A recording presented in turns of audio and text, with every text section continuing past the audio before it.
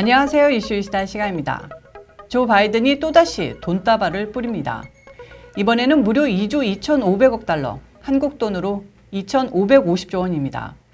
이 돈은 인프라 건설 투자 계획안을 위한 예산인데 이달 초 1조 9천억 달러짜리 코로나 부양 법안에 이어 한 달 만에 약 4조 1천억 달러의 집행을 선언한 셈입니다.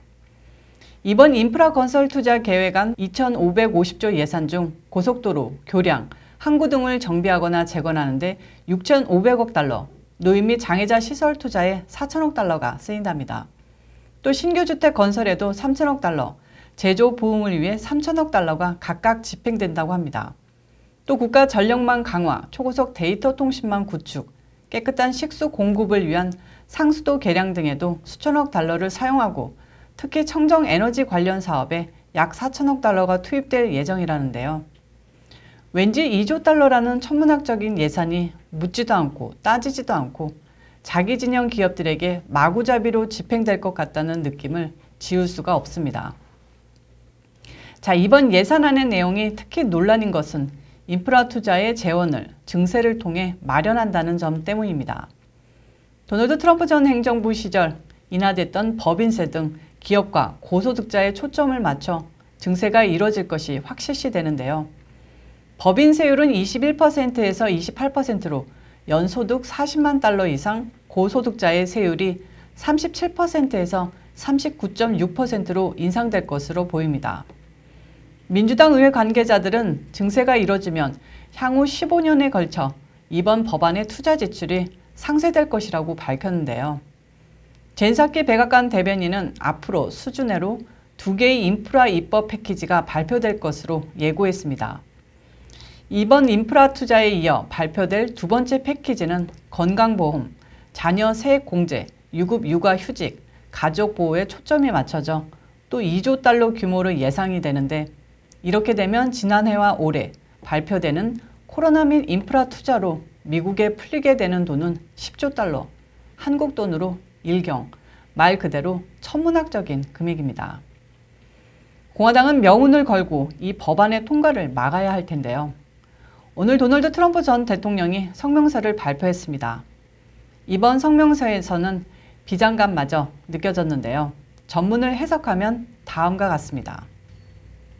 미국 역사상 가장 큰 세금 인상을 시행하려는 조 바이든의 급진적인 계획은 중국과 다른 많은 국가들만 이익을 볼 막대한 퍼주의식의 정책으로 결과적으로 수천 개의 공장, 수백만 개의 일자리, 수조 달러를 미국의 경쟁 국가에 빼앗기도록 할 것이다.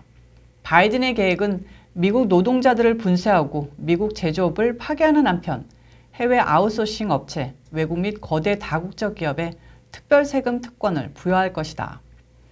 바이든은 Build Back Better, 즉 더 나은 재건을 약속하고 있지만 그가 재건하고 있는 국가는 실제로 중국과 같은 적성 국가들이다. 바이든 행정부 하에서 미국은 다시 한번 중국과의 경제 전쟁에서 패하고 있으며 바이든의 우스꽝스러운 수조 달러 세금 인상은 경제를 완벽히 무력화하는 전략과 다름없다. 글로벌 팬데믹의 영향으로 엉망이 된 경제 회복 기간 중에도 미국인들이 결코 바라지 않는 것 하나는 미국민들을 위한 고임금 일자리들이 희생되지 않는 것이다. 바이든의 정책은 현재로서도 선진국 중 가장 높은 사업자 세금률을 적용받고 있는 미국 노동자들의 근간을 무너뜨릴 것이다. 바이든의 새로운 정책에 따르면 미국에서 일자리를 창출하고 미국인 노동자를 고용하면 더 많은 세금을 내야 한다. 하지만 오하이오나 미시간에 있는 공장을 폐쇄하고 미국 노동자들을 해고하고 모든 제조시설을 베이징이나 상하이로 옮기면 오히려 세금을 적게 내게 된다. 이것은 미국 우선주의와 완벽히 반대되는 아메리카 라스트 정책이다. 미국민들의 일자리를 중국으로 보내는 조 바이든의 세금 인상안은 결코 환영받아서는 안 된다. 이 정책들은 처벌받고 그들로 하여금 미국의 일자리들이 있어야 마땅한 이곳, 미국에 남도록 해야 하는 것이다. 이 법안은 이 나라의 발등을 찍는 역사상 가장 큰 경제적 실책이 될 것이다.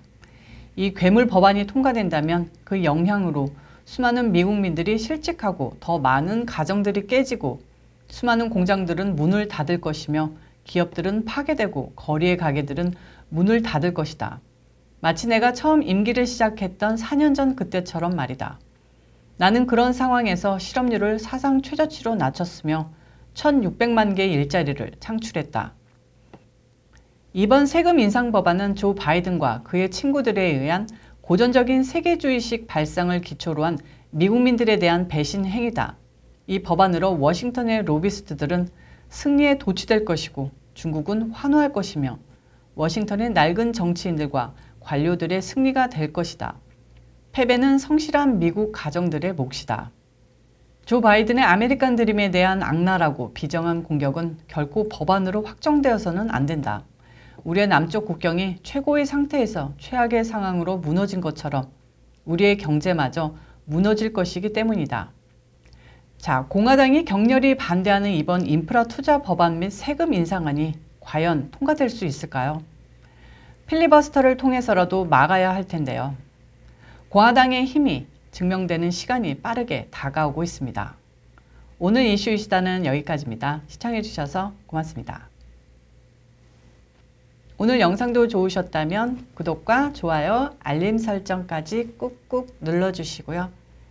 제가 오늘 사실은 워싱턴 DC에서 가장 유명한 벚꽃 풍경을 여러분들께 보여드리려고 워싱턴 DC 오전에 잠깐 나갔었거든요. 근데 먹구름이 끼더니 촬영하려고 저 주변을 돌아다 보니까 주차할 곳도 없고 비가 내리기 시작해서 저희가 촬영을 못했는데요. 그게 참 많이 아쉽네요. 여러분들께 예쁜 벚꽃을 풍경을 보여드리고 싶었는데 좀 아쉽고요. 작년에 찍어둔 벚꽃 풍경 비디오가 있으니까 한번 올려드릴 테니까 구경하시고요. 내일 또 찾아뵙겠습니다.